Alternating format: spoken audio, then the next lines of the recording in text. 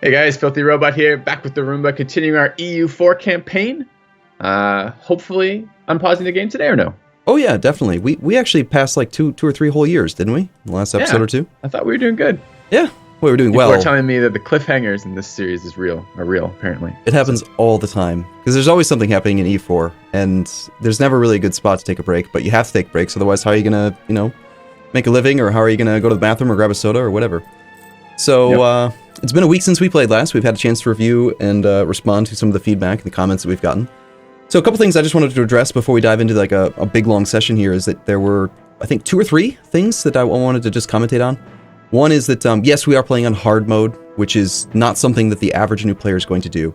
And I had considered turning that off since we're not playing on a game mode called Iron Man. We can actually modify settings on the fly. I would even say you advocated.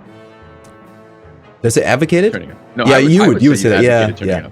Well, I want it to be as newbie friendly as possible, but you made the argument, and I think it's a valid one, that we'll just play on hard mode, and you can just recognize as the new player that if you play the exact same setup that we are, it'll just be easier for you, because you won't have as difficult of a time obtaining the alliance with France or Castile or Norway or whatever, but we will, and that made sense, so we'll just leave it on. And then the other thing was just specifically, people were saying that you probably shouldn't advocate new players going into debt. I wanted to just kind of clear that up. I'm not saying you should go into debt. I'm saying it's okay to deficit spend a little bit in the early game if it's like a ducat or so. Like, it's not a big deal to have a negative treasury, as long as you actually have... Sorry, not a negative treasury. To have a negative balance sheet, so long as the number is very, very small relative to your actual treasury. Does that make sense? I'll say this. I want to chime in on that too. There's different games, surely, so there's different mechanics, but I go negative all the time in Civ for a variety of reasons, and they are almost always to do with long-term game outweighing the short-term problem of this being negative. Mm-hmm. Right, because if you think about it, like right now, if you press F1.4 and you look at our income, we make 6.53 ducats a month. So 1 ducat is 16% of our overall financial world right now. But in the future, we're going to be making 10, 20, 30, 50, 60, 100, 300 ducats a month. And so at that point in the game, 1 ducat means nothing. So a ducat today, although it does have a lot of value, is not a big deal when later on we're going to make tons of money to cover it. So we should just, use those ducats for monarch points. That's why we have 3 advisors and kind of what we're going for. So Did you get any questions about mods for this round? Just a couple. People wanted to know how to install the settings that we talked about in episode 1, and we didn't really cover that. I just mentioned there was a link to in the description down below. Just in case you did miss that, the way you do that, it's very simple. You go to your C drive or wherever you've installed the programs. You go to your Documents folder. There will be a folder called Paradox Interactive. Within that, there will be a folder called Europa Universalis IV. And within that folder, there is a file called settings.txt or settings. Whatever the actual thing at the end is. And that's the file that you replace, the settings.txt. And then, I had instructed my viewers, if they had any complaints or any questions about where to find anything, to bother you. That's what I had told my viewers. Somehow I knew you were going to say that. But yeah, so you do that. And then the other thing was people were wondering why the UI looks a little bit different.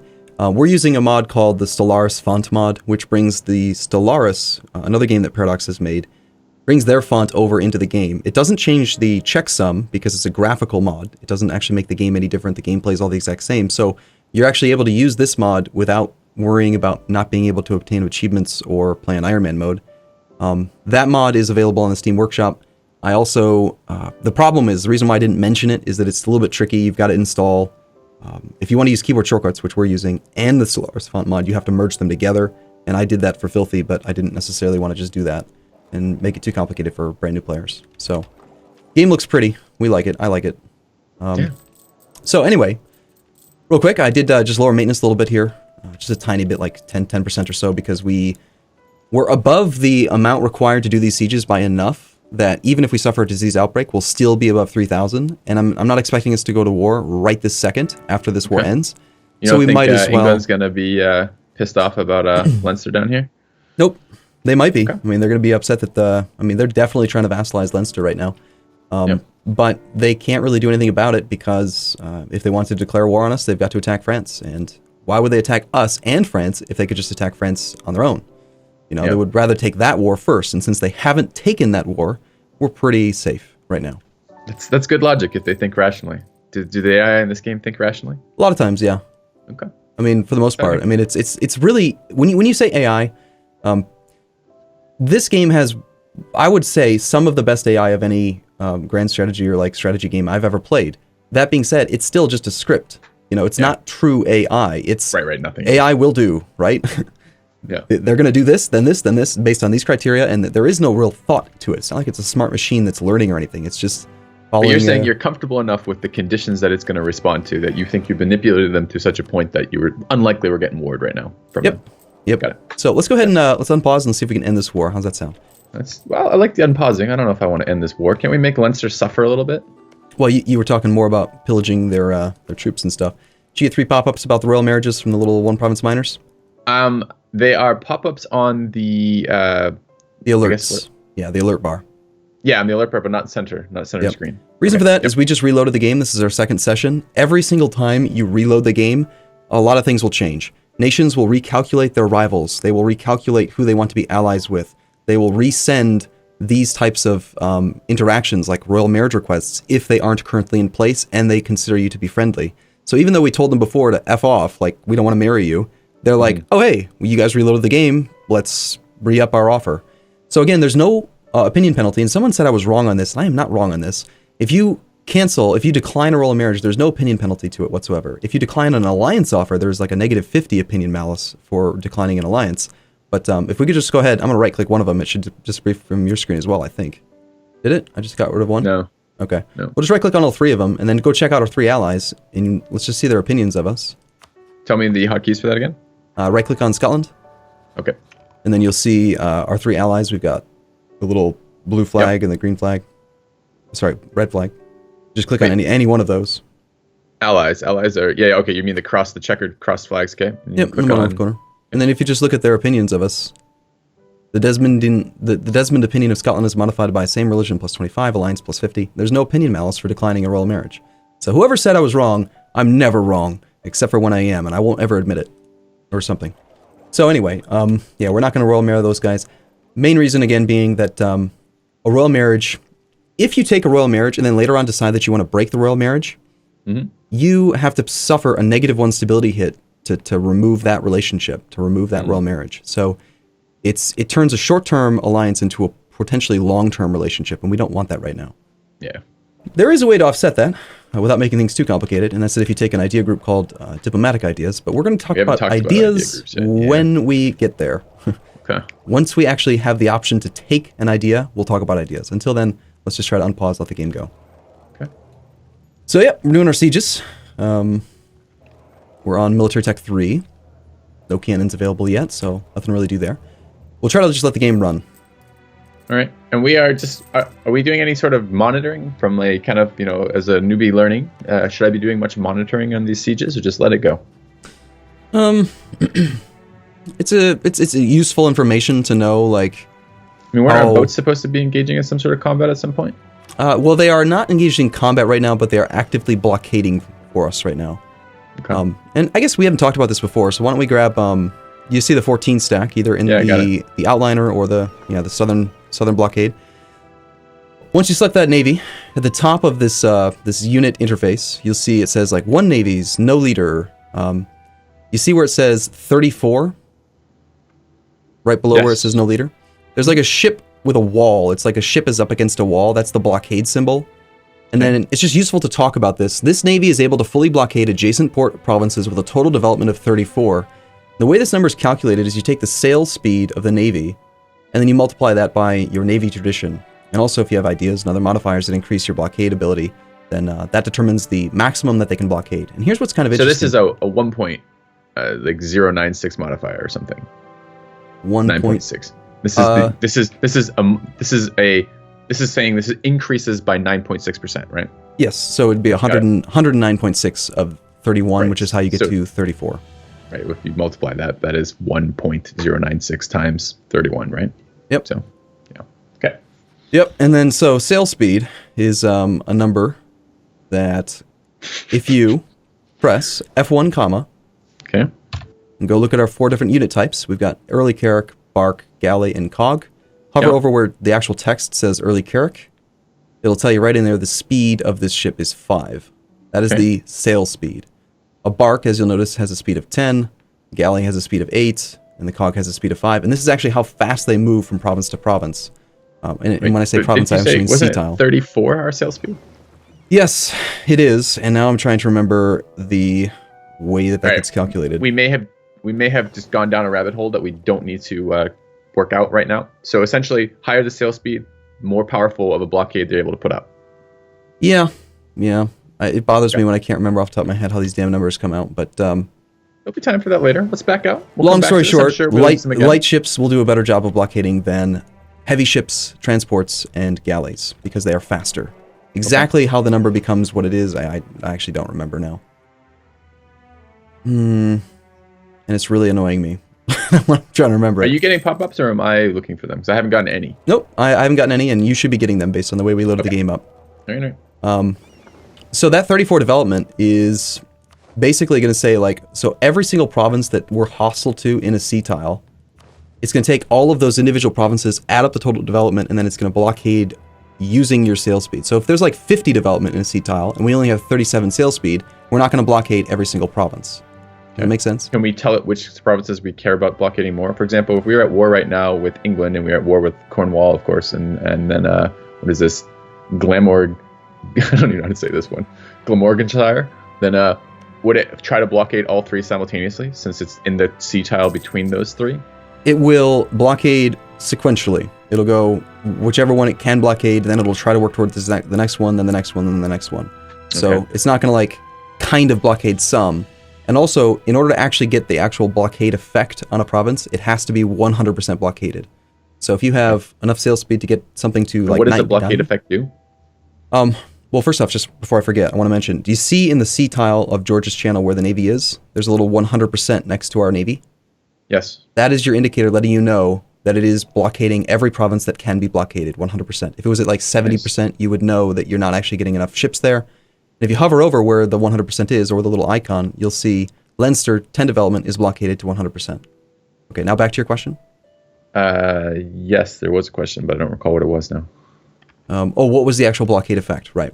Yes. The actual blockade effect is that if the province has a fort, then the fort bonus for not being blockaded is removed.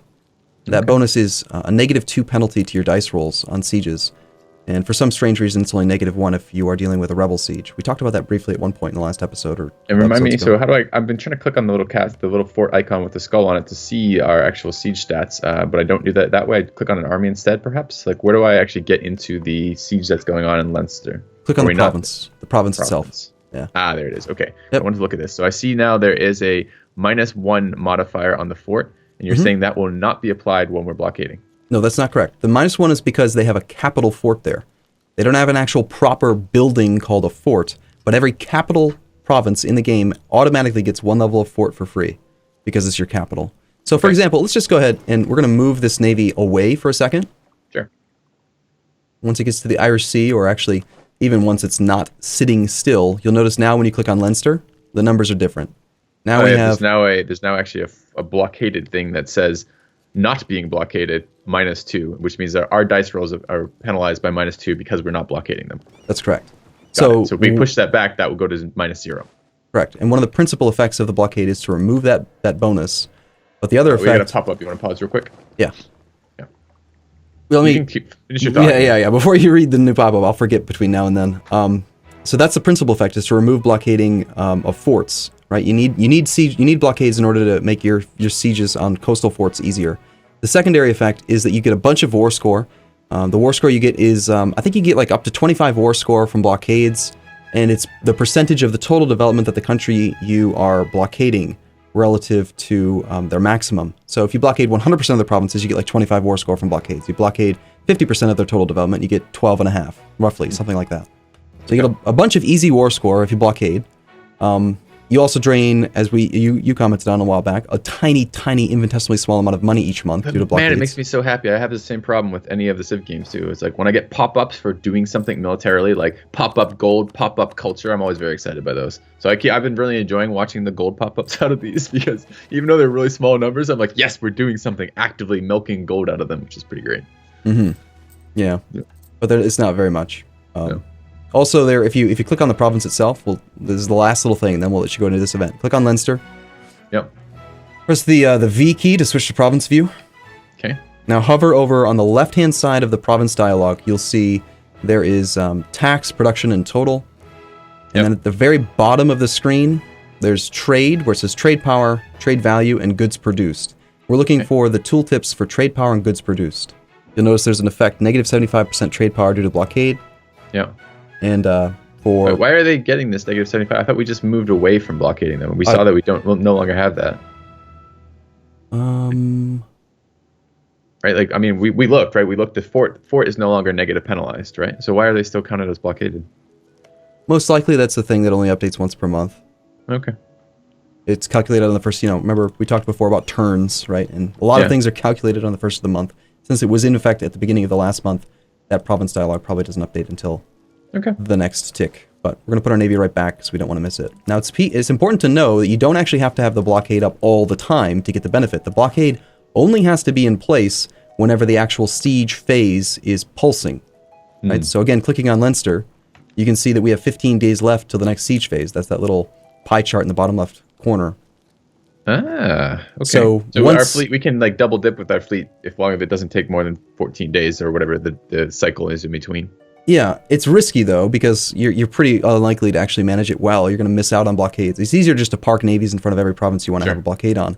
But if you have a navy that's not sufficient enough, or more commonly, in my experience, if your navy's weak but you're trying to play really greedily, you can park your navy in a province adjacent to the province you're trying to siege, and then poke it out for like 3 days on each pulse, and like so that you don't get wrecked by another navy. Yeah, you just sneak your navy out for the bonus, and then hide it right away because it takes like 1 or 2 actual game days to move from province to sea tile.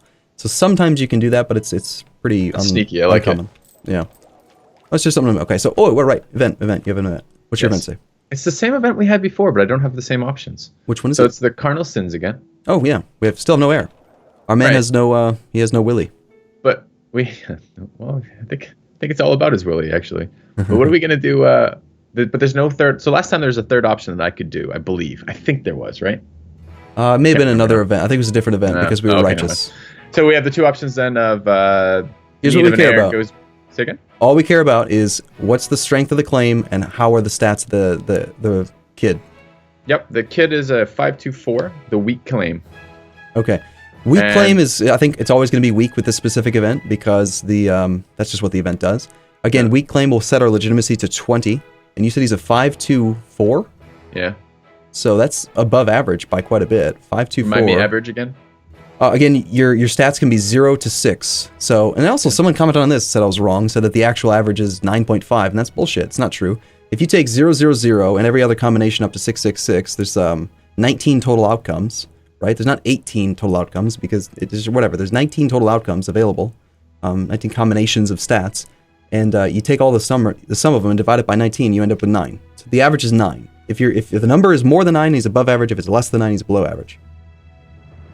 So a 524 is 11. It's okay. I'd still probably err on the side of not taking him because I'd rather not have a weak claim.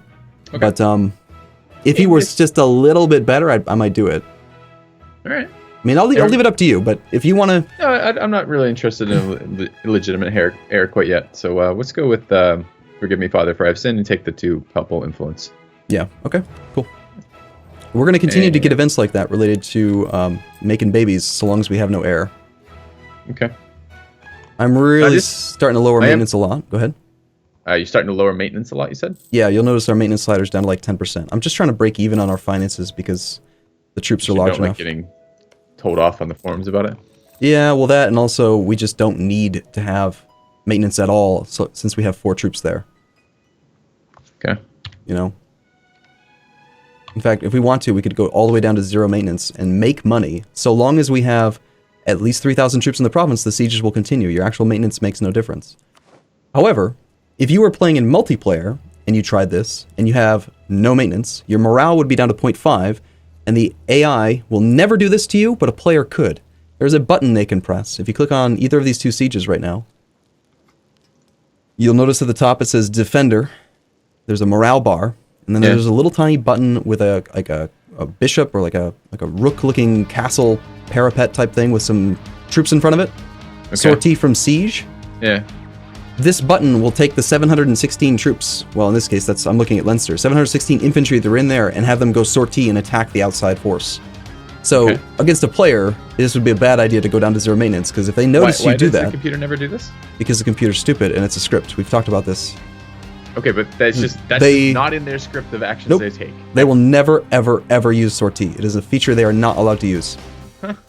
Because they're too stupid to do it. They'll do it... Basically, they would... The problem would be that sometimes 716 will beat 3,782 based on some super low morale score. Yeah, if we only have 0.5 morale, that 1,000 troops could potentially beat our army. But... Or if there was a larger siege, we had an actual fort in progress. How are we doing on time? It's actually about that time for a break.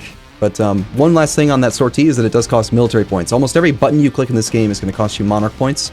And in this case, it costs military power to do a sortie. So, anyway, it's just something to talk about. So, all right. Well, yeah, I guess we'll take a break here then. All right, see you guys soon. Looking forward to the next session. All right, I'll see you in a bit.